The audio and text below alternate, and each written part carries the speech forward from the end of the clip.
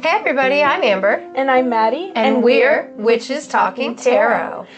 And we've brought you a show all about the occult. We're talking different lores and mythology. Yes, creature features, cryptids, aliens, you name it, we'll cover it. Conspiracy theories. Absolutely. And pagan holidays and 100%. Practices. All 8 of them. Yes. Spiritual living, you name it. That's right. We've got it for you. So if you want, come sit with us for a spell and let us make you laugh. We are Witches Talking Tarot. Thanks, everybody.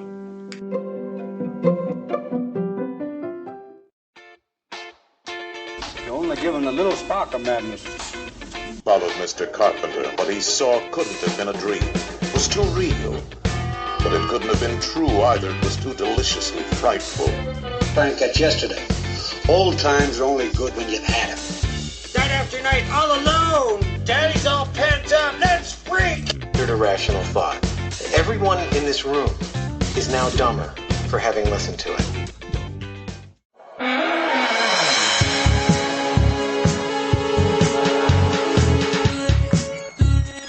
This is a house where no one should live. Roger Cobb has come here alone. But no one is ever alone in the house. Welcome to the latest episode of the podcast That Wouldn't Die. I'm your host, Kevin. With me, as always, is Aaron. Hello, people. This week, we'll be discussing the 1985 horror comedy classic House, starring William Catt and George Wouldnt and Richard Mall. Billy Catt to his friends. It's basically like your Thursday night lineup on NBC is essentially the stars of this show. That sounds about right. Sounds about right. Sweet Jesus. What are you up to, Aaron? What's the latest? I had a beer after work, and then I came home and had Lucky Charms for dinner. How about that? I do like the Lucky Charms. Now, my question to you is, yes, if it was Lucky Charms without the marshmallows, is it even worth eating? No.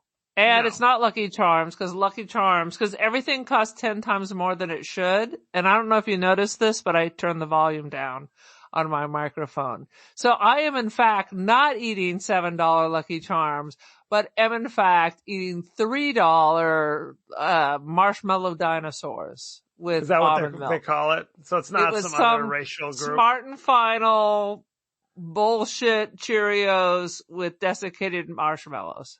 Interesting. My daughter... That was too long to fit on the box. That is indeed. My daughter figured out that you can go online and just order a bag of the marshmallows for Lucky Charms. Did you know there is Lucky Charms hot cereal, which actually tastes like garbage because I accidentally ordered that instead of actual like oatmeal? Or what are you talking about? Yeah, Cream of wheat? A little shitty pack of oatmeal with a little shitty pack of desiccated marshmallows. Could except you please mine. Silence your phone?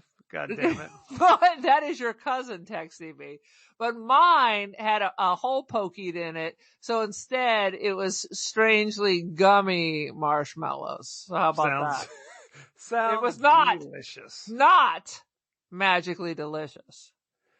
Each week on the podcast That Wouldn't Die, we discuss guilty pleasures and forgotten classics of the past with a comedic twist. Aaron, why don't you give us your 30-second synopsis of House?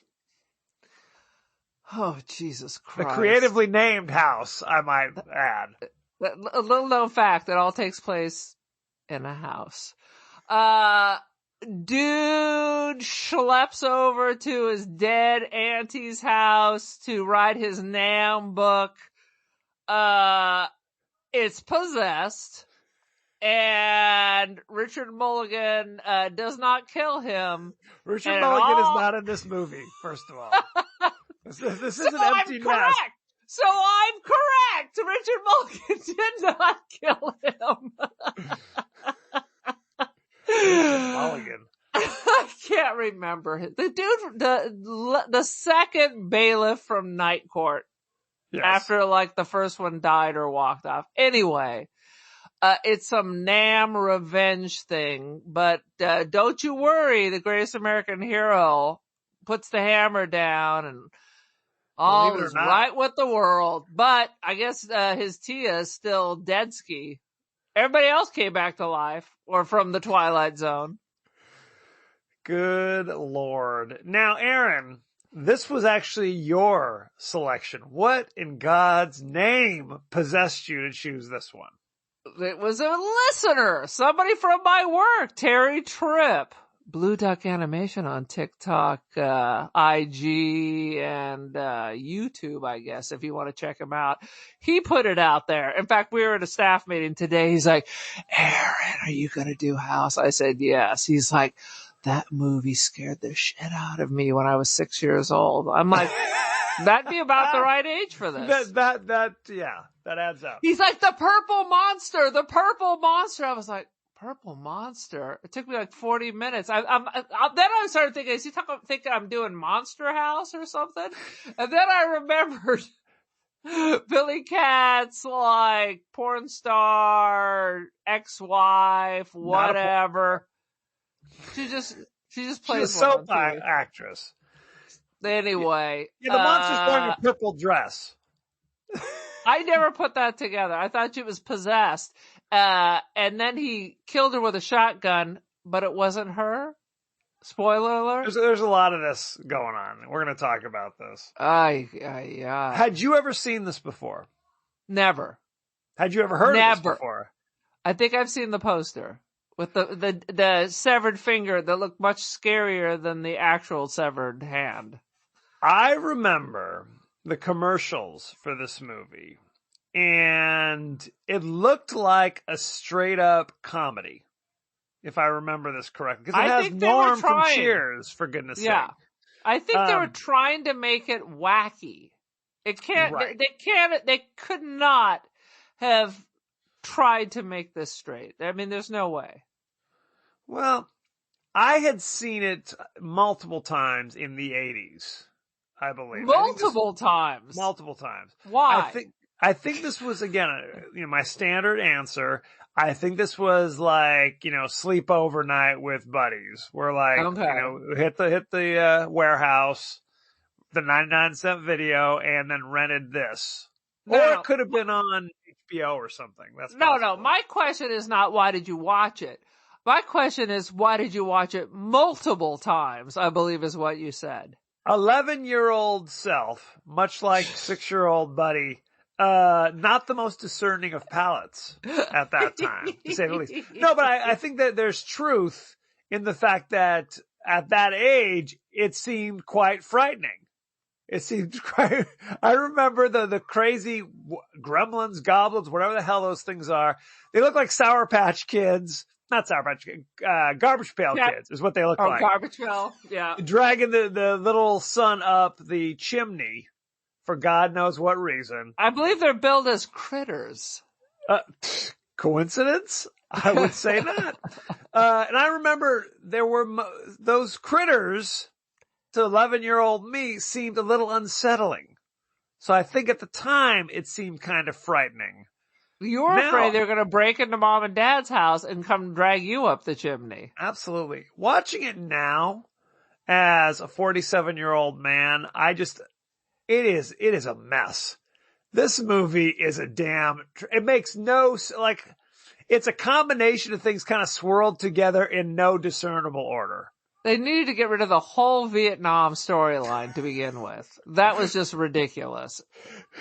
Let's just jump right in because I got a lot to say. Start with you, Aaron. What are your highlights? It starts like a porn. Whenever I see the first scene is a pizza delivery man or the grocery delivery man, I assume people are going to be having sex right away. Okay, first of all, it is a boy on a Schwinn delivering groceries. Isn't that how Debbie Does Dallas starts? No comment. And then we need to discuss Billy Katz's Deep V cardigan. Oh, that is a deep V. It was practically his navel. It's not a Daniel Tosh deep V. This thing is, I've never seen it. Like, a woman could not wear that. There'd be too much. Absolutely. And not a cardigan. It was one of those 80s ridiculous sweaters. Pullover, yeah. It's Yeah. a ridiculous, oh my God. No I've undershirt. never seen such a thing. No undershirt, and his chest is as hairless as a baby's bottom. It was like a seal wearing a It always goes back cardigan. to a seal. Very upsetting. I don't like that. Seal. And can we talk about Billy Cat's hair? Because I don't know what color his hair is. Because in Carrie, he had the straight up blonde white man afro. It was big curls. Half this movie, he's a ginger. Every interior shot, he has dark brown hair. I don't know what's happening. I don't think it was dark brown hair. Maybe strawberry blonde or something. It wasn't like... He was strawberry blonde until he went inside, and then it was like, remember that there was that dude on American... The dude on American Idol who was a ginger, they told me he needed to dye it to darken it up. Oh, Troy, what was it? Akins or something? Clay Akins. I'm sure your wife loved him. Very talented. Yeah, remember they made him dye his hair. So it looks like halfway through the filming, Billy Cat decided he needed to darken it up. But first of all, where did the ginger even come from? Because now it looks like he's an all over ginger. But correct me if I'm wrong. Blonde fro in Carrie. Wasn't he a blonde in Greatest American Hero? Absolutely. So that's the central character. The actor who plays the main character of this movie is Billy Cat from Greatest American Hero. I mean, not an A-lister. Look what's happened to me. Sing it. I can't believe it myself. Suddenly I'm up on top of the world. It could have been somebody else. Believe it or not, I'm walking on air. Our father's favorite show. And they used to play that. It was like back when theme songs used to be on the radio. There was an episode of Seinfeld, if you remember, where George changes his Believe it or not, George isn't at home. Please leave a message at the beep. Where could I be? Believe it or not, George's not home. It was hilarious. That was so beautiful. Oh, sweet Jesus. Okay, so... And then Billy Cat decided to do this. Well, I think he was like he was fielding offers at this stage. At this point, I think Greatest American Hero had been canceled for three years, so we just try to put food on the table. It's possible. Too bad. Very sad. People love that show. It was a good show. So he's a novelist, and I love. There's a scene where he's like signing books. He's a horror novelist. Right. And he's like a Patterson or something. People are like, yeah. Well, he's more of a Kuntz, Dinar Kuntz, or, one of those dudes. All right. And all of his weird, freaky fans are coming to the book signing going, what are you going to do next? And of course, he throws the turn to the punch bowl and be like, well, I'm going to do a little nonfiction about my experiences in Vietnam. And people are just what the This could have been a Stephen King. I'm going to be writing my Richard Bachman series. People are like, record scratch. Right. What? It was basically Otis Day and the Nights in Animal House, where it's like they walk in. Yeah. People are not thrilled with this. It's like when I went to see Asia in the 2000s and they said, we're going to play our new album. No. No, Asia. No, it was Asia. The heat of the moment. Yeah, that was the encore, those sons of bitches. Those bastards. Throughout this movie, he's sitting in front of his screen from his Apple IIe, where all he has is like the title of it's like One Man Story.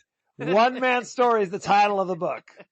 Which is not a very descriptive title, much like House, frankly, in that One Man Story. And then the subtitle is like, my experiences in Vietnam or something along those lines. And this was a thing in the 80s where it was like half the movies you watched, it was either it was a Vietnam movie, or it was like people after Vietnam dealing with like like Lethal Weapon with Mel Gibson. Half the movie was like about their experiences in Vietnam. Apparently it was very powerful. Very powerful, so to say. But leave it out of my horror. Because what story was he going to write? Because of the scenes they did show us, his flashback in Vietnam was the most boring experience of Vietnam that I've ever seen or heard of in my life. Well, and we don't know if this is important or not. You know, these little... Why do they keep showing it if it's not important? Right. Well, there's no connective tissue. Because we had to go back. So his well, first of all, is Vietnam the tropical plant part of your nursery? Because that's what it looked like. That's exactly. It was clearly filmed somewhere in Los Angeles, and they literally just brought a bunch of potted plants and placed them around, and then someone would come by and spritz them so they'd pretend it was humid. That's correct. They basically went to, what is it, the Armstrong... It was filmed entirely at the Armstrong nursery. That's all it was. That's all you need. So his aunt has this beautiful mansion, and she hangs herself. No preamble, dead meat. That's what the poor delivery boy discovers. So later it's revealed that... When you get Uber Eats and you don't answer the door, the dude just lets himself in. And if he can't find you, he just starts going through every room in the house. Yes. Hello, are you in there? He went up the stairs and either knew where her bedroom is, hence the porn, or he has searched every bedroom and closet until he reached hers.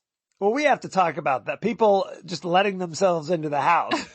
The neighbor, George Wouldnt, Norm from Cheers, there's a scene where he just appears like in the bedroom with a platter of food saying, hey, who wants a midnight snack? You let yourself in at midnight into your new neighbor's house? With beers and food. So, he's been in that bedroom before, just like the delivery boy. Or what? He's just exploring the entire house. He's a lonely man. But yeah, you get shot, man. Absolutely. You get shot. You can't just wander around at midnight. Hey, what's up, bro? At midnight, who wants a midnight snack? Are you frickin' kidding me? And then we're supposed to be, oh yeah, of course, that's standard. And you can't even say, well, it was the 70s, it was a different time. Because it was the 80s! The 80s are just like today, is what we're trying to say. People, even in the 80s, you can't do that. You just can't show up in old granny's bedroom at midnight. So here's my question. Maybe he's Richard Ramirez. Is he, in fact, the Night Stalker? It could be. That's how it starts. It's amazing how he managed to elude the police for so long. You never see them in the same room together. That's for sure. True. No, so this, ostensibly we're supposed to think this is your standard haunted house kind of movie, right? Right. But you don't see like ghosts, really, other than in the tool shed, like, you know, the axe and the scythe. I mean, who has a scythe? All right. Truth be told. Please. When I was in college, when I was living with my boyfriend, he had one of those fucking Grim Reaper ones. It weighed like 50 pounds with a full body stick. Why? 2 of them in the garage. Wait, okay, so he's a serial killer, correct? Well, R.I.P. Maybe that's what happened. I'm not really sure how he died, but who's to say? You're right. I'm going to say that's probably it. It was not a scythe, it was a sickle, is what it was. Right. There is a difference. Maybe he was half a communist. He didn't have the hammer, but he had the sickle. Who's to say? Who's to say?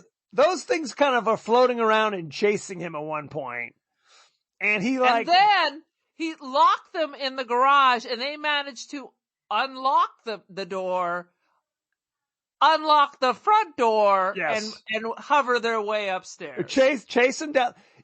They do not have hands, so I don't know how they open the door. Maybe they're ghosts. They're the ghost of a sickle from days gone by. That's correct. So he locks them in a room, and then they're just floating by the door Waiting. For days? For weeks? Just with their arms crossed, waiting. Waiting, very patient. Other than the floating farm implements, you don't see ghosts. You just see weird, like, freaks. What about pop up. the thing from The Thing that managed to scurry its way down from the Arctic down to Monrovia and live in a closet? Right. Well, there's that other thing. So at midnight, in the grandma's or the aunt's closet, if you open it, the closet door at midnight, there is some weird, freaky creature that crawls out with long claws and like reaches and all this stuff. I argue it was better than The Thing. No, it was The Thing. Shut up. But a better looking monster because there was no melted crayon. That was nothing but melted crayon. Take a second look. Take a second look. I put a whole box in the microwave. That's what it looks like. Now later, what we were talking about earlier is that he thinks his estranged wife, his son disappeared in the pool one day. And off screen, his wife left him, I guess, famous soap opera star, bails on him. And there was a scene where he's watching her soap opera. I have to talk about this very briefly. She thinks he's a nut. She thinks she's a nut. But they also give you this red herring where a car is speeding off. How come we didn't investigate that? That's another question. If I jump in the pool and my kid's not actually there, but I did see a car speeding off for no apparent reason, why aren't we investigating that shit? Well, so the car is speeding off, but then he turns around and the kid's swimming in the pool or drowning in the pool. And he jumps in to rescue his son, but then the son's gone. Right. So I think a normal person would think, okay, well, my brain's fucked up. It must be the car they just took off. I see. How you guys, when did the kid get sucked down the drain? Maybe like that episode of Twilight Zone. Or like the M. Night Shyamalan thing about the mermaid that lives at the bottom of the swimming pool. Oh, Jesus. What was that? The Way to Water? What was it called? No, it wasn't called not that. The Way to Water. I can't remember what it's called, but I love it that you say. Water. That's what it was. was. No, not The Shape. This is about a fucking mermaid. It's M. Night Shyamalan. What was it called? What the fuck was it called? I was just talking about it. Shut your mouth. Thank you, Father Kevin. I'm going to look it up. Okay, Siri. Hey, Siri. What is the M. Night Shyamalan movie about the mermaid? No answer. Lady in the Water. Lady in the Water with Bryce Dallas Howard and Paul Giamatti. Paul Giamatti. All the people who live in the apartments. I love that movie. Don't you say a bad word. I have never seen it. I had long since given up on Shyamalan at that point. You need to see that one. Let me go back. So his estranged wife is a soap opera star, and William Catt tortures himself by watching like the night times, like it's Dynasty or something. And the dialogue that is in the one scene we see is the guy she's talking to turns to her and says like, you knew I was a male prostitute my entire life. And later, then he's like, that's good soap opera talk. That's good stuff. And then it cuts back later and she's like, I'll smell anything I want.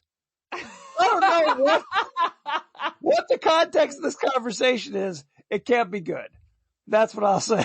It can't be good. All right. So well, then this makes sense because I was going through the credits and I see a dude who looks so familiar in the credits who was on all the soap operas. So and I went through the whole movie looking for him. He must be in all those soap opera scenes. Right. Because he was in Days of Our Lives, Young and the Restless. So he must have been in those scenes. He was like the patch dude. Scorpio? Not Scorpio. He had nothing to do with weather machines either. Oh, very upsetting. I can't remember, but yeah, I was like, what? I don't remember him in this. So he must have been in the soap opera scenes. It's got to be something. So anyway, later in the movie, he thinks his ex-wife has like come to the door wearing her fancy purple sequined outfit, and he turns around and now she's a hideous freak, who's chasing her. Yeah, George called her. Right? Right, but I don't think that was his wife at all. I just think it was the house messing with him. No, in the end, we realize it's the house messing with him. But at the time, He blasts a hole in her. She turns in, and he picks her up and stuffs her in the Harry Potter closet. Well, because the cops are coming. Basically, well, maybe you need to go to jail. You just shot your wife. How are you going to explain that? Right. So he shoots the hideous freak, and then he turns around, and then it's his wife again. He's like, oh, damn. And then he hears the sirens from the police cars, because believe it or not, even in Monrovia, you can't just start blasting with your double-barreled shotgun. So he stuffs her corpse. I bet in Monrovia you can. You can probably still get away with it. he shoves her corpse into a little hidey hole closet, something. It was the Harry Potter closet. And like Jeffrey Dahmer is just cool, calm. He thinks he just murdered his ex-wife, who he's desperate to get back together with. He hasn't turned himself in. He's getting later on, like 5 minutes later, he's trying to get down with that Swedish chick. Oh, we got to talk about that as well. I mean, it makes no sense. We're just going to count this as Nam Trama. Something. Okay, so let's talk about the hot. He comes out one day while he's trying to bury the corpse of the hideous freak that he thought was his wife, and there's the hot Swedish woman in his pool. She's like, "Oh, your aunt used to let me swim here all the time, so I thought I'd just come by. My aunt is dead. Okay, you're not allowed to just let yourself in with George Wouldnt at all the hours." I bet she knows right where that bedroom is too. Here it that comes. Aunt was swinging. That aunt was swinging. Well, she was swinging at the beginning of the movie from a rope. Boom! There you go. Ouch! So he's down with the Swedish chick who shows up at his doorstep because she throws some comment like, "Oh, I can tell when a man, needs to work, but I can also tell when a man needs to play, if you know what I mean." So when she shows up later at his house, he's like, "Let's do this." And she's like, "Actually, I thought you'd like to play with my son. I need a babysitter. Deuces." Yeah, I don't care if you molest them. That's all good and whatever. I'll be back after I'm getting my bone daddy on with a real man. Clearly. So, especially after the first time he meets her, the child runs off and he's like locked him in the bathroom. Hi, hello. While he's trying to pull the zombie. You stay hand right off there, lady. I'm gonna go off and lock some private time.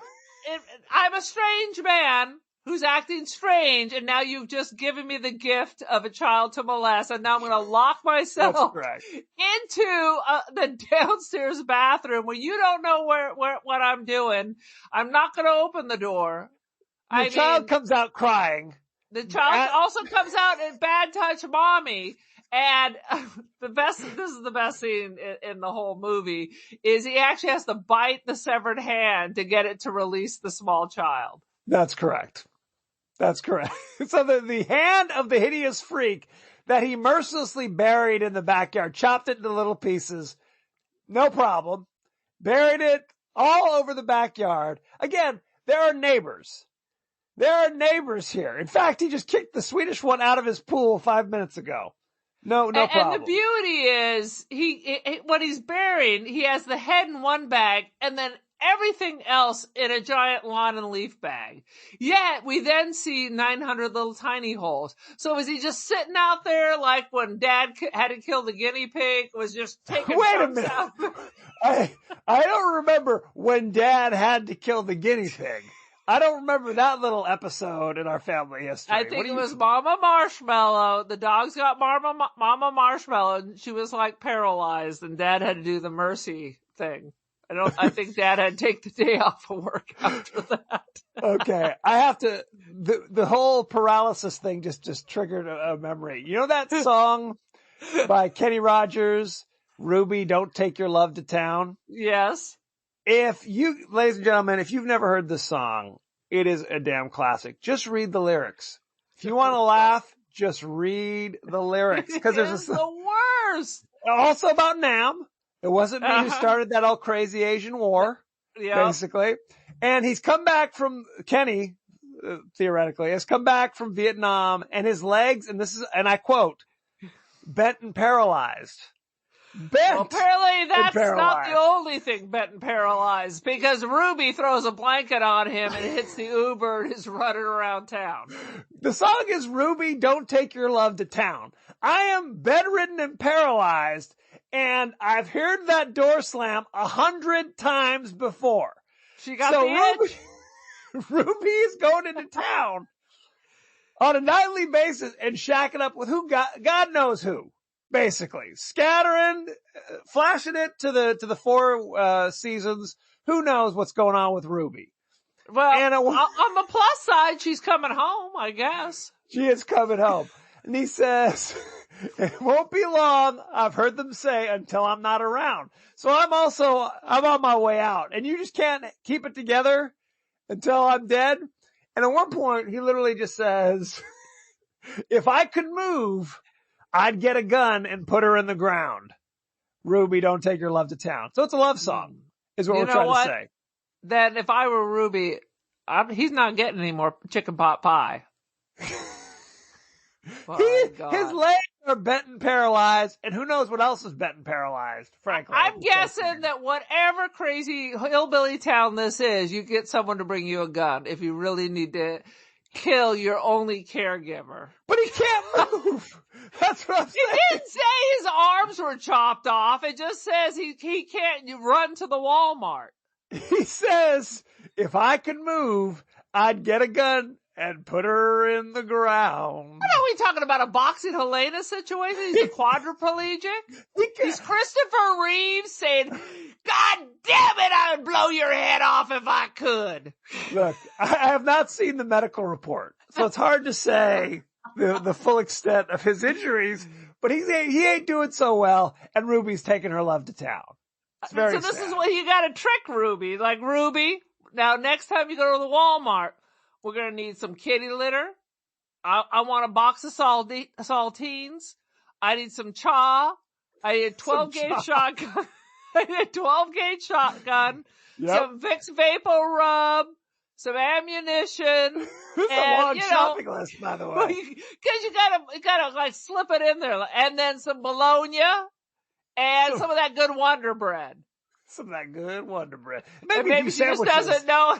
Maybe she won't notice that there's a shotgun on the list. And by the way, okay, so then there's the other song, the innocuously named Coward of the County, where the middle of the story, the coward, the, titular coward, his girlfriend is gang raped by the Gatlin boys. Mid-song. The Gatlin brothers? The Gatlin brothers? And when this song was big, there was a country group called the Gatlin Brothers. Coincidence? Who's to say? Coincidence. It really brings a whole different light. Absolutely. Kenny, what are you saying? What are you saying? Are you telling tales? Telling tales about those Gatlin brothers. Very upsetting. We've totally gone off on a... I gotta Google the Gatlin brothers now. Do not Google the Gatlin and Google Gatlin brothers gang rape and see what comes up. I mean, maybe the case, the files were sealed. Bros. Who's to say? Gang rape. Let's see what that gets me. Coward of the county. There you go. It's a true story. I think if you check those damn Gatlin boys, it's a good song. Anyway. Where were we? Poor Becky. Her name was Becky. Yeah. And Tommy's love was Becky. Okay, anyway. Here's a Google. Why did Kenny Rogers use the Gatlin brothers? What does it say? Oh! They had a falling out. I bet they did. The songwriter to use that name. It didn't go over well with Gatlin at all. After it came out, we started getting accused of being rapists. I think they could have shown a little good taste and used somebody else's name as the quote. The more you know, the more you know. Hey, you know what I have to say? I kind of understand where they're coming from. I like Kenny as much as the next person, but I mean, good Lord. Those Oak Ridge boys. I mean, he could have... the band Alabama. Those goddamn Osmonds. That's right. Those damn Osmond brothers. That's right. Very upsetting. Very I love upsetting. it. The more you know, the more you See? People are learning things on this podcast. That's what I'm saying. know. Good grief. I have a funky thing. We were talking about the creature of the closet, and I did a quick Yes. Google because I was like, when did Poltergeist come out? Poltergeist Years came out earlier. years earlier, and they lifted almost all the terror in this book or in this movie from Poltergeist. Like, okay. Creature in the closet. Doesn't look anything Going like it, though. No. But that the closet leads to a different dimension. Okay. That you tie a rope around yourself to go into the dimension to free the kid. I mean, come Right. on, people. So, okay. Again, there's the weird witch woman that his wife turns into. There's the crazy thing creature in the closet that Yeah, comes the out. witch woman looks like something from Killer Clowns from Outer Space. Absolutely does. No Everything question. else looks like something out of an Evil Dead series. Oh, no question. What's interesting is the witch woman is dispatched because she's chasing William Cat down the hall. William Cat goes, oh, damn.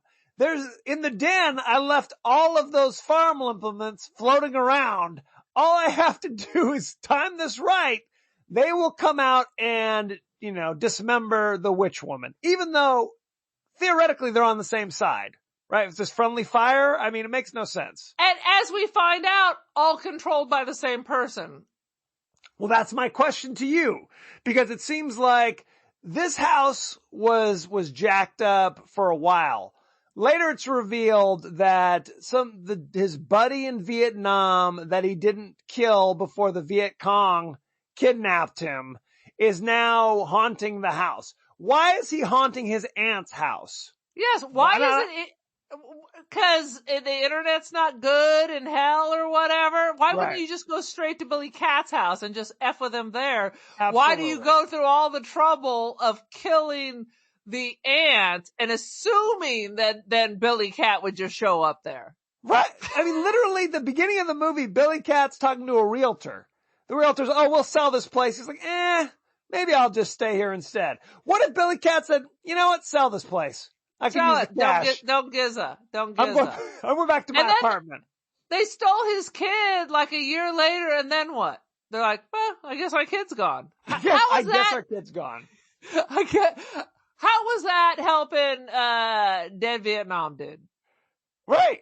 It makes none of this makes any sense. So the dead Vietnam, you think that the dead Vietnam guy was controlling all the other weird freaks that would pop up. The Garbage Pail Kids, the Wicked Witch, the thing. I mean, that would seem to make sense, except it doesn't make any sense.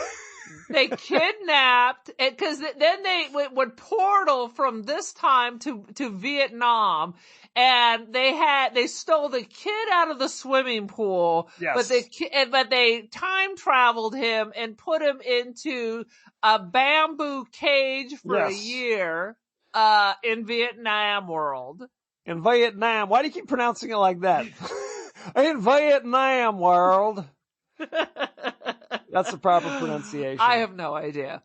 But, with his buddy just shooting machine guns over the head of the child. That's correct. That's great. None of it makes any sense. Because literally, I guess I kidnap I could just murder you then, but instead I'm going to kidnap your child for a year in this alternate dimension. Again, there aren't any really ghosts in this movie. They're just weird freaks that seem to pop out of nowhere. There's just monsters. To mess. Just weird monsters. None of There's it makes a zombie ghost and monsters. Right. There's a winged skeleton thing that flies around when he climbs in. Okay. All right. The people who haven't seen this movie are like, are you guys high? This sounds like a fever dream. And the answer is yes and yes. Yes and yes. And you didn't mention the giant, of course, swordfish that came to life and was flopping like that Mr. Bass thing that would sing a song. That's correct. That was pure Evil Dead. There's a lot of that in this movie.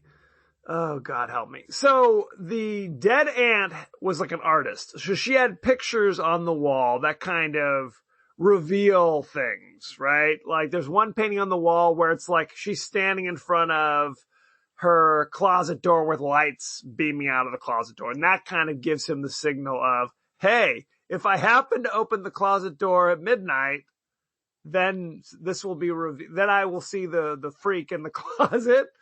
Later in the movie, he's like, oh, here's another reveal where it's like the little boy, my son, who's obviously my son, is behind, like in the mirror of my medicine cabinet, which was kind of an effective idea. I kind of dug that moment. Right. When he smashes that glass in the medicine cabinet and it's like opens up to a big blackness. And of course there's tentacles and claws and stuff reaching out and grabbing at him. The arm from the creature of the Black Lagoon, yes, and the tail from Alien somehow, and then we never saw the rest of this so-called monster. Right. The thing with that arm and that tail then doesn't exist. That's correct. And that's the thing. William Katt never seems that scared of anything that's happening. Never seems that worried. Like if I was in this situation, I mean, I hope my kids aren't listening. It would be like, I guess that's the end of my children. I'm not climbing into that, that abyss.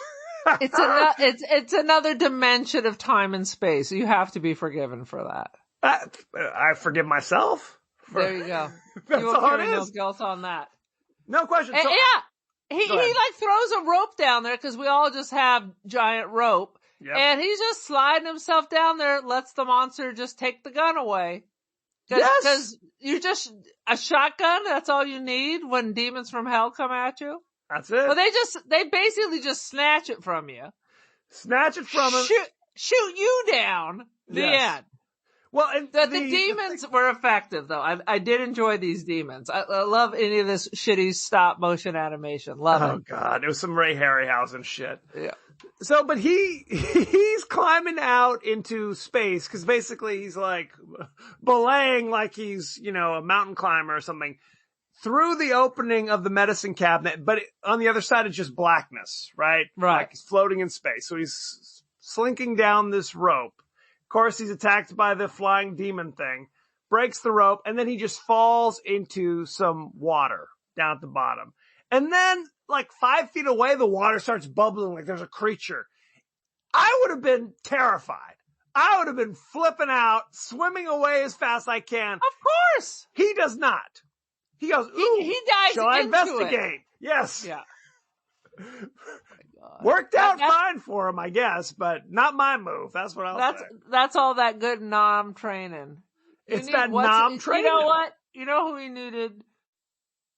He needed, what's his name, who ran for president with Sarah Palin? John McCain? John McCain. This would have been the best buddy movie of all time if it was Billy Katt and John McCain discussing their Vietnam flashbacks and traveling through the multiverse to save children. Interesting theory. I just feel that John McCain would have done a better job. You may be right. Okay, so a couple things. Are we supposed to, when he's meeting George Wouldnt, the neighbor, who goes on this long monologue about like, hey, I'm glad we got a new neighbor here because the old woman who used to live here, horrible hag, she was crazy Looney Tunes. bitch. Yeah. He was, actually, that was my aunt. Oh, but a heart of gold. Heart of gold. Lovely lady. Lovely lady. Are we supposed to think that he is annoying and like somebody that we're supposed to like not like? I'm trying to think because it seems like even though he does bust into his house at midnight with midnight snacks, that he kind of is reacting in a normal fashion, right? He's the one who calls the cops when he hears the gunshot. He's the one who calls the ex-wife because he thinks Billy Katt's gone crazy. His reactions seem normal to me. Well, his behavior is not normal, but his reaction to Billy Katt is normal because, like many people, he doesn't have the ability to judge his own behavior, but he's like, I'm not crazy, but you're crazy. So I'm calling the police on you. Well, because Billy Katt is wearing his full nom regalia basically for half the movie for no reason. He's doing stupid shit like running around doing somersaults on the stairs. The whole sequence where he has 900 cameras lined up in front of the door was so stupid. And then all of a sudden he just starts clicking them at the floor. I'm like, okay, well, there's another picture of the dirt. And how are these cameras going to take these pictures of themselves? Right, you'd have to go around and actually hit the buttons. Yeah. You got to take a picture. And there's like 20 point-and-shoot cameras that required you to push a button. None of them were linked together. What was the plan?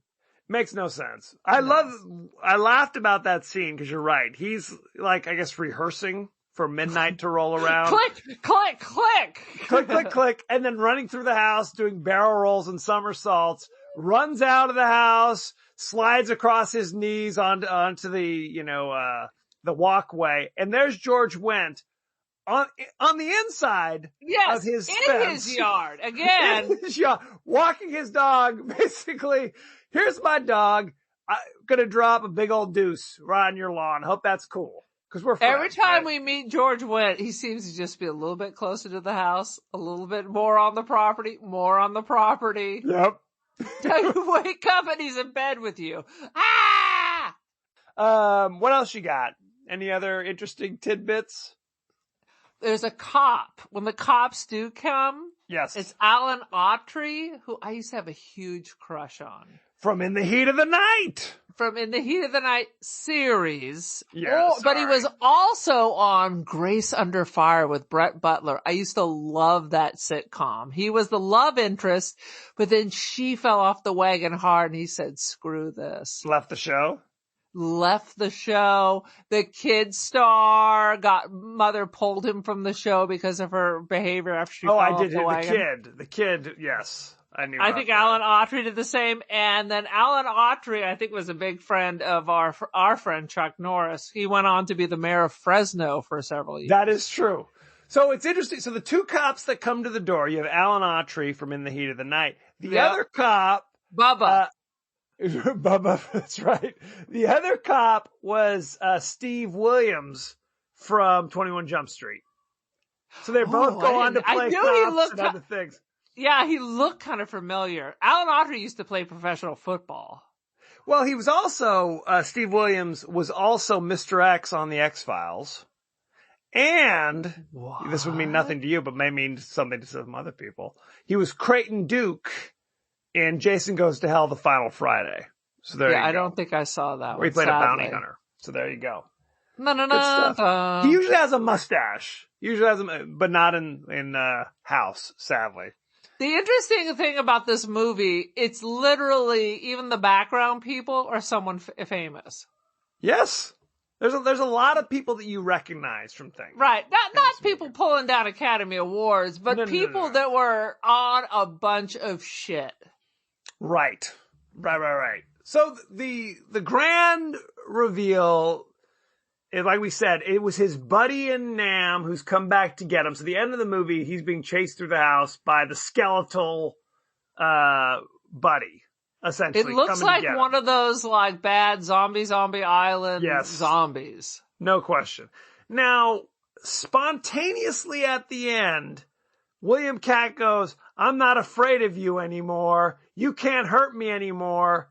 And now, Richard Mall is trying to get him with the knife, but now the knife doesn't affect him anymore. Which was the loseriest thing I've ever seen in my life. No preamble. Ridiculous. No arc. It was just suddenly he's like, oh, by the way, now you can't hurt me anymore. The end. So I could snatch your kid and take him to a parallel universe and put him in a cage. But now I can't do that anymore just because you said I ain't afraid. Well, and he was kicking his ass for the last 30 minutes. And now it's like, no, I've now decided I'm no longer afraid. I don't believe in you. I don't believe it. So I thought that they should have ended it with him finishing his book. But the book is just thrown out the window. I guess he doesn't need to write it anymore because It was also stupid. Yeah. So I was tortured by the Viet Cong because you wouldn't murder.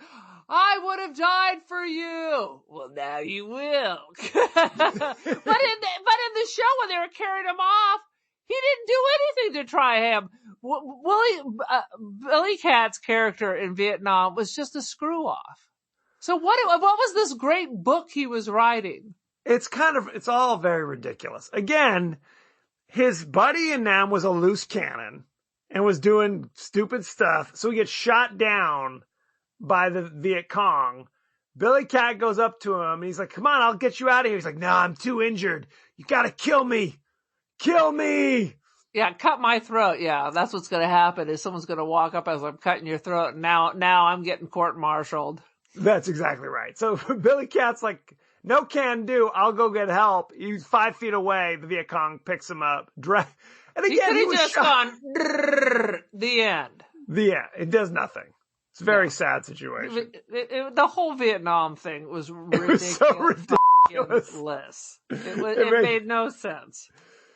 Sweet Jesus. Any last thoughts before we go behind the scenes? I think the best part of the movie is when he bites the monster's hand to get it off the baby's neck.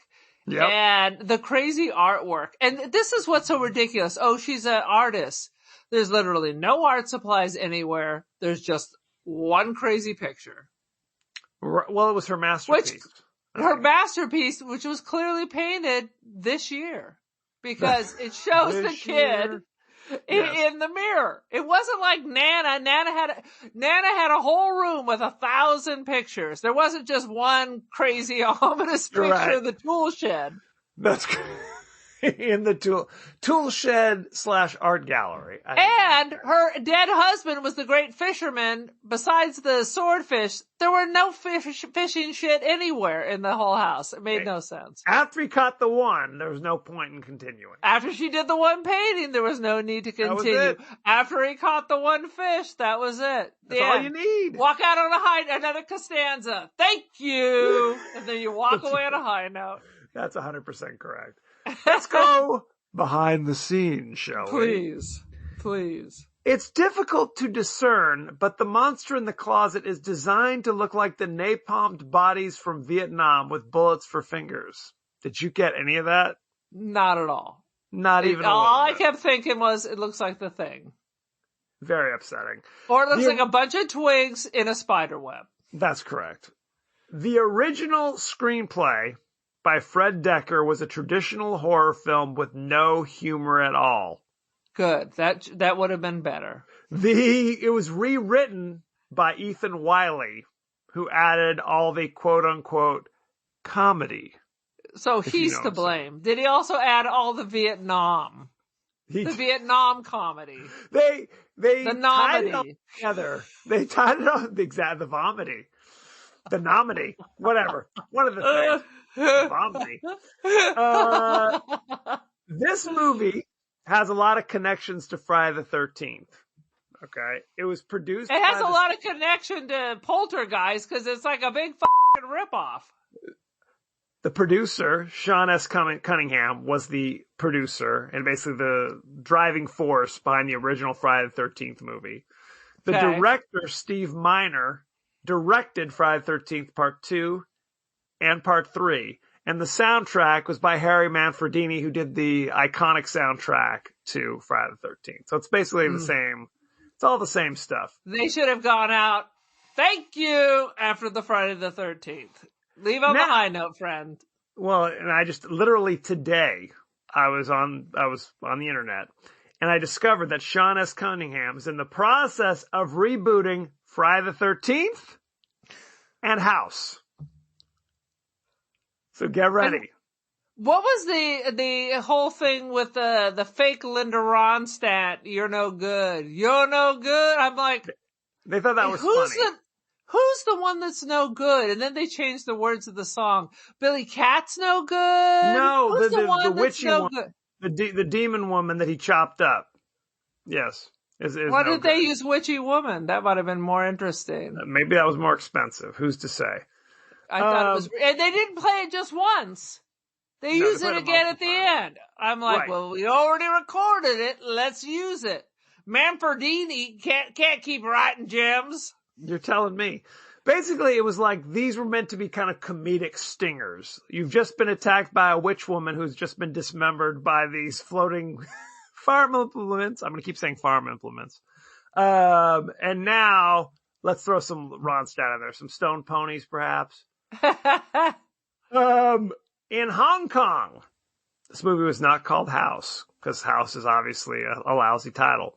It's called Don't Go Into the Haunted House After Midnight, is what it's called. So Why? How about just don't go into the haunted house? Don't go into the haunted house. Absolutely. Okay, is that your Manfredini version of a soundtrack? That doesn't mean anything to you. When I would go to SeaWorld with my kids, you could go to all the theme parks around Halloween time, and they would kind of add like a little Halloween kind of aspect to it, where you can go around and, they'd give you candy at different stations or whatever. At SeaWorld, they kept playing this bizarro music where it was some, again, not using any of the traditional Halloween, songs, Monster Mash or Time Warp or whatever. Instead, they came up with Don't Go Into the Haunted House over and over again. So, just that sentence over and over. That's all you need. It's all you need. Oh, I'm sure they were shoving some subliminal messages in there. You need an $8 lemonade. Go get a $7 pickle. A $7 pickle. Sounds like a euphemism. Originally, they were inspired by Twilight Zone, the movie, that they wanted to create their own anthology. So these buddies, Fred Decker, Ethan Wiley, Steve Miner, and Shane Black were going to create this anthology. The anthology never came to be, but this segment was going to be one of the stories. They decided to flesh it out and turn it into a full movie. So they decided their theme should be after another horrible flop. Was Twilight Zone a flop? I don't remember. Yes, that dude got killed, and so did all the kids. It was I knew scandal. about that. I knew it was a scandal, but I thought the movie still did well. But maybe I'm mistaken. Nah, it was kind of stinky. I watched a thing on that where it was like literally the helicopter. It was John Landis was directing that segment, right? Which ironically took place in Vietnam. Once again, Vic Morrow, and two underage Vietnamese American actors who weren't supposed to be there. Like this was late at night, and they were working under the table, right? And there was it was an unsafe stunt to begin with, and a gust of wind at the wrong time, too close to the canyon wall. The helicopter came in, crashed, but not before decapitating Vic Morrow and the two children. Killed them all. Boom. Horrible. Awful. So, very sad. So Landis managed to bounce back and continue to work. Which is crazy to me. Which is crazy because he's the one cutting the corners. The axe falls on him. He got sued. I bet he did. Just like Alex Giddings. I'm surprised he wasn't prosecuted because it didn't happen in the United States, right? No, it did. Oh, it did? Yeah. I can't believe that it wasn't charged. Well, I don't think they could claim, I'm trying to remember what it was, but it was something along the lines of, it's a tragedy, but doesn't seem to be like, well, we can obviously say this is what caused it. Your culpability is clear. You know what I mean? So, who's to say? So director Steve Miner wanted to do this movie as kind of a transitional movie because he wanted to get away from doing horror movies. He thought because this is kind of funny, theoretically, quote unquote, that would kind of lead to kind of, non-horror roles. So there you go. Maybe if it was good. Maybe if it was good. His buddies would be so boring at a party if this is their version of comedy. It'd be like, oh, I'm going to go move into the kitchen if you don't mind. Our conversation here has ended. His next movie, after directing House, was a film called Soul Man with C. Thomas Howell, Ray Don Chong, James Earl Jones. Are you familiar with Soul Man? I'm familiar that it exists. I don't believe I saw it. I'm going to say something controversial. I think Soul Man is freaking hilarious. The premise of Soul Man. Whatever happened to Ray Don Chong? She's still kicking around. She was a thing for a minute. The premise of Soul Man is that C. Thomas Howell was accepted into Harvard, but cannot afford to go there because his rich parents won't pay for it, essentially. So to pay for it, he goes for a scholarship that's only offered to African Americans. So he uses the experimental tanning solution to basically turn into an African American with skin, and he wears a crazy wig, and hijinks ensue. Oh God. Yes. Not appropriate, to say the least. Anywho. Didn't work well for Steve Miner. He also directed the pilot episode of The Wonder Years after Soul Man. So good times. Okay, well, he's on a path. He's on a path. Is that where the path ended? That's it. Okay. There were 3 sequels to House. 3 sequels, and they're generally unrelated. Like, here's another crazy haunted house, essentially. It's not the same house? No, different house. House 2, the second story. Which is a funny name. Stars Ari Gross, famously from Soul Man. And there are interesting things. But what's interesting about House 2, the second story, is it has, I wouldn't call it a cameo because he wasn't famous enough at the time, but Bill Maher's in it. Bill Maher's in it as kind of a slimy record producer type. Playing himself. So good times. All right. Good grief. Who knows what's going on in the world? Let me see if there's any other thoughts and feelings. Here we go. Glenn Close and Sigourney Weaver were considered for the female lead role. I hate this considered. I am considering Laurence Olivier for this role. But Laurence Olivier wasn't considering it. It was a one-way consideration. Exactly. This is an interesting fact here. In the Vietnam War flashbacks, you can clearly hear the sound of a kookaburra bird, which is not native to Vietnam. They're found only in Australia. Why is there a kookaburra? Who knows? Because it makes a crazy sound. Because it makes a crazy sound. Ray Don Chong was married to C. Thomas Howell. Yeah, for years and years, if I remember. I think that's about it. Should we talk about the cast and crew? Please, let's do it. Steve Miner, the director. We talked about him ever so briefly. He directed House. He directed Warlock with Julian Sand. Did we ever find Julian Sands? Julian Sands, come to me. Do you hear my voice? As of our recording, he's lost in the wilderness. It's not looking good. We'll have to do Boxing Helena in his honor. No, we will not have to do Boxing Helena in his honor. He also directed Halloween H2O, and like I said, he directed some episodes of The Wonder Years.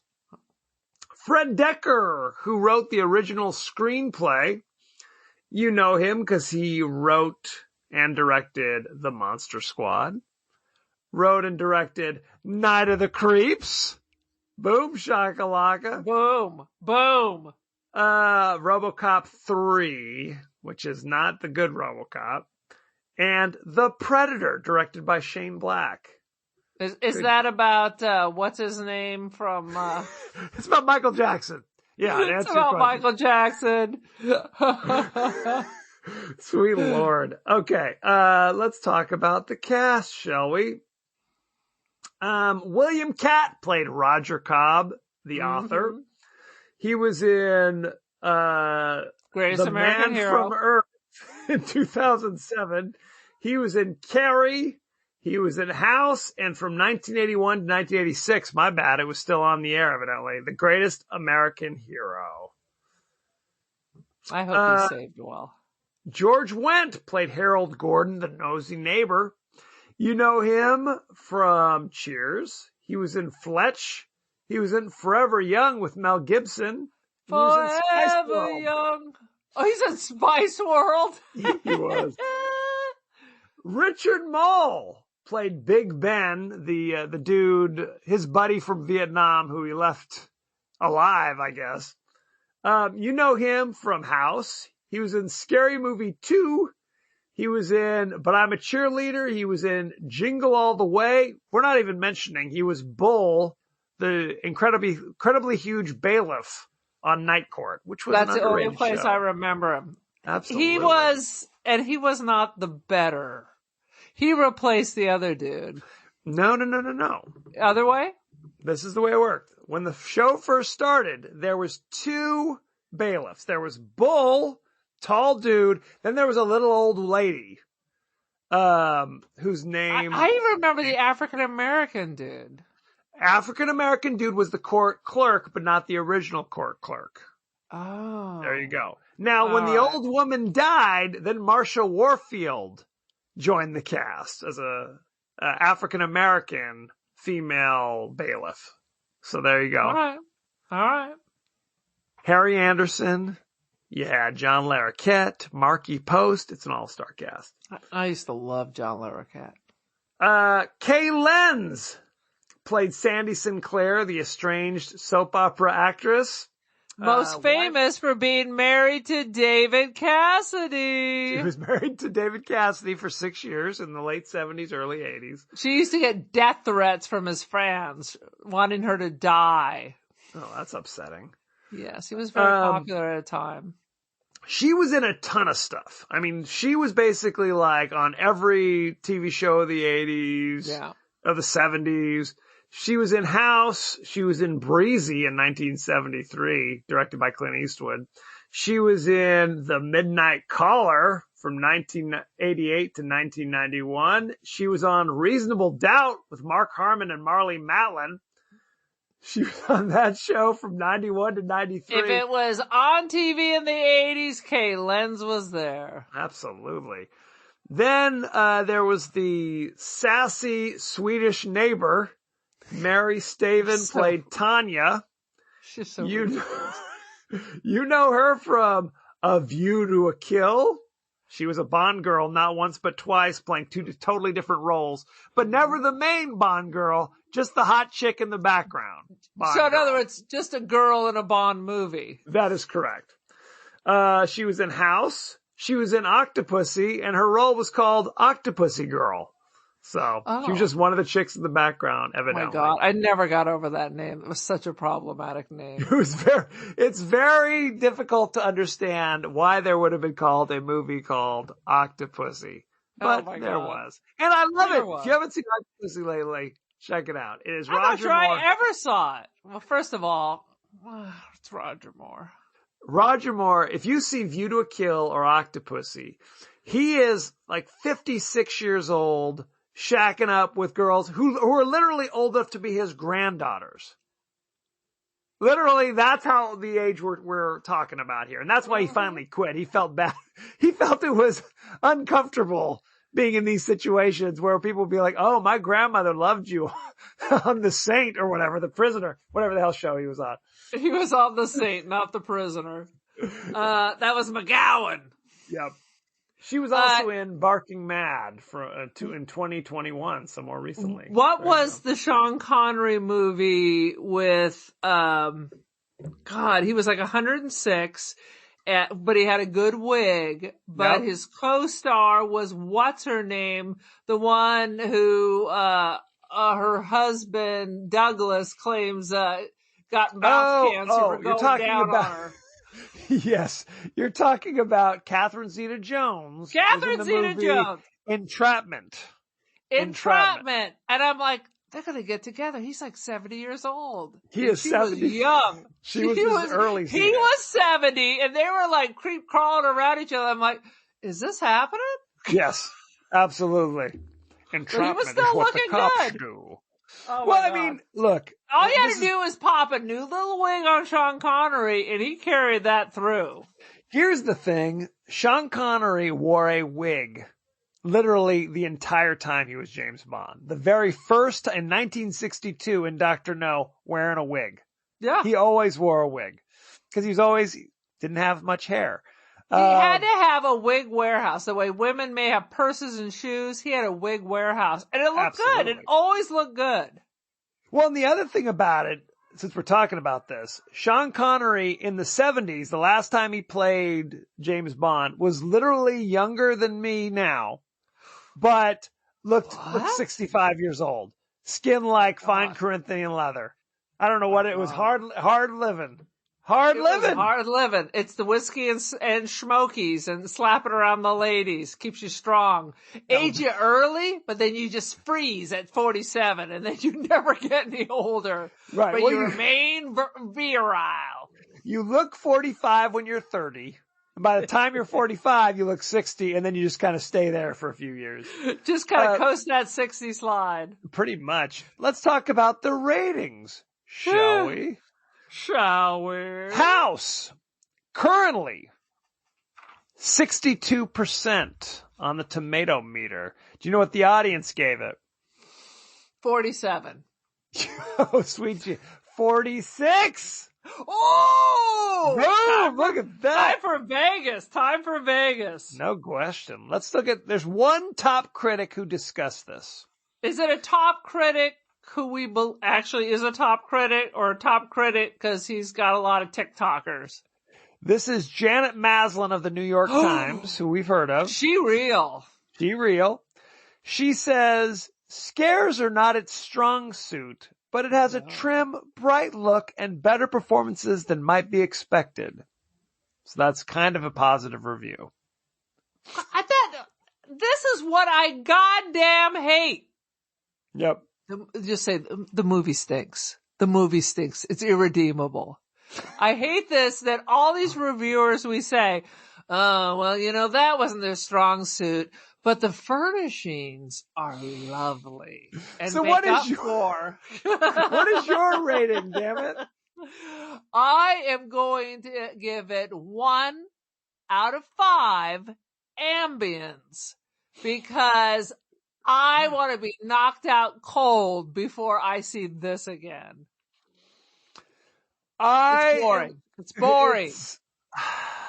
I'm going to give it 2 out of 5 headless witch women rolling into a hole in the ground, basically, is what I'm talking about. Looking for the Ambien. The movie it's kind of all over the place.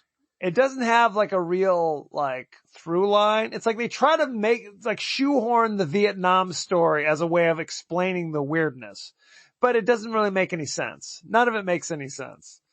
We're going to rip off Poltergeist, and NAMM in movies. If you want to get the Academy's attention come award season, let's throw a little Coming Home into a horror film. The Deer Hunter. Exactly. A sousant of Deer Hunter. Is Christopher Walken available? I'm sure he is. Well, it's like you kind of said, where it's like there's Evil Dead aspects, there's Poltergeist aspects to it. It's a mess. It's a mess. I mean, Thanks, trying Terry. to be funny. Thanks, Terry. You're to blame. You're to blame, your 6-year-old fevered brain. I mean, I'll tell you what. I watched the movie. I stayed awake during it for the most part. I don't hate it. I just find it kind of a shade below mediocre, is what I would say, in terms forgettable. It's definitely forgettable. I don't hate it, except that it's what is it? Thankfully, most of these horror movies follow the 90-minute pattern. So, but that is 90 minutes that I will not be getting back. I could have written a poem, a sonnet, an opera, a haiku, a limerick. I could have shaved my legs. I could have just laid there and stared at the ceiling, but now I won't be able to do that. Could have gone into a hysterical blindness fugue state, if you will. So that would have been better. Thank you very much. Go to our page on Twitter at TPodcastTWDie. Go to our page on Facebook at The Podcast That Wouldn't Die. Aaron, are we on Instagram or TikTok? We're on the Instagram and we're on the Ticker Talker. We are The Podcast That Wouldn't Die. Please visit us. Now we have I've followed about 900 people on the Ticker Talker, and on a solid 30 are following us back. Solid 30. A devoted Most 30. of them high if you will. schoolers, because Hey, we'll take it. my contact list got kind of confused when I was following people. Oh, sweet Lord. Goddamn invasion of these apps. That's all Yeah. you needed to say. Well, you can also email us at the podcast that wouldn't die at Gmail.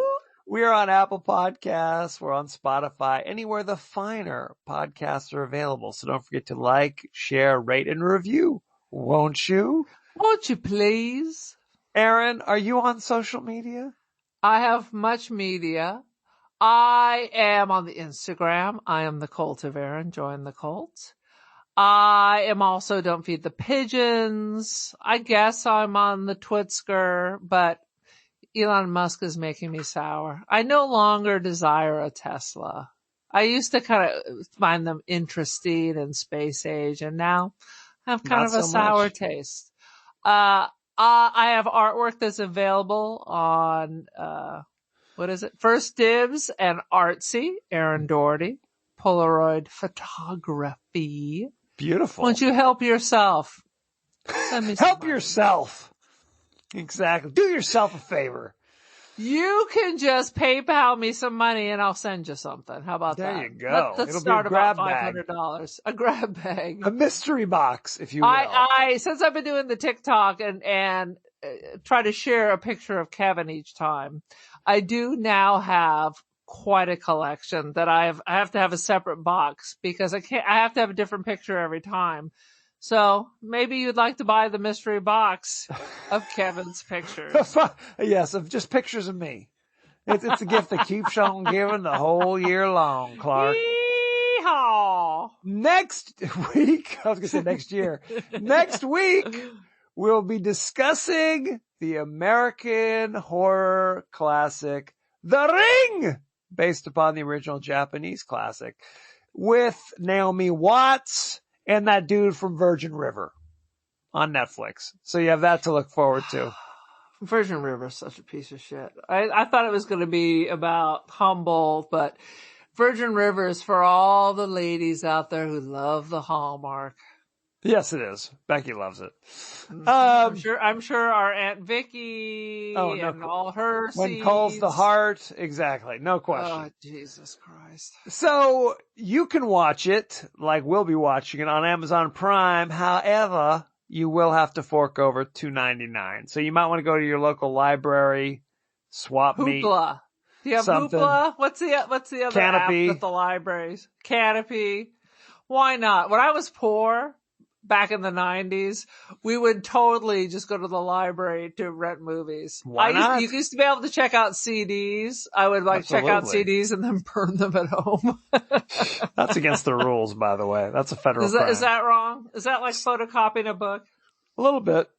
So you can send us your favorite scenes, favorite quotes, comments, or questions, and we may talk about it on the show. So. I'm looking forward to this because I haven't burned myself out on The Ring, but I remember the first time I saw it going, holy shit. So let's see if this stands out. I mean, everything about The Ring, from what I remember, it was just fire. It was just fire. Well, you are Samira, if I remember correctly. I was Samira for Halloween. I just taught in life, for an entire day with just a black wig on backwards. There's a scene. I had better kids then because I also had a kid who was dressed as the Pope that day. So we have pictures of him trying to exorcise me. Lord knows you need it. There's a scene from, I think it's Scary Movie 3. When George Carlin, they're talking about how he had to put Samira in the well or whatever. It's like, I thought a timeout would have been more appropriate, but anyway, hilarious. So check that out. Let us know what you think, and maybe we'll talk about it on the show. So thank you very much, and be well. Be well, children.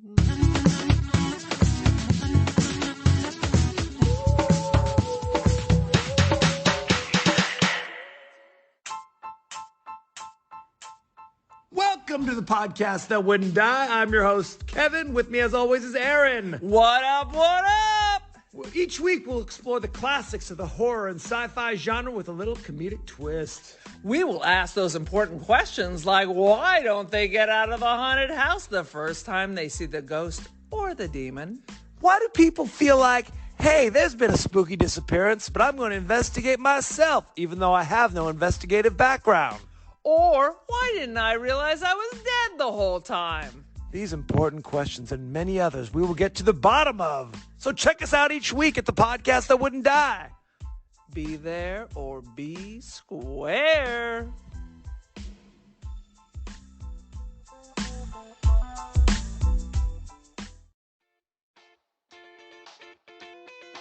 You were just listening to the Film Spark podcast for all your film needs and more. Like what you heard? Give us a shot. Follow us on Spotify, Apple, GoodPods and more. Or follow the socials at film_spark_pod. You know what? Just follow us on everything. Check out the link tree. linktr.ee/filmsparkpod. Find us, follow us, give us a shout. We always want to hear from you.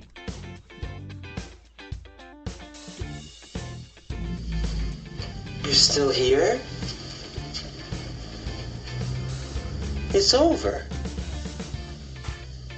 Go home.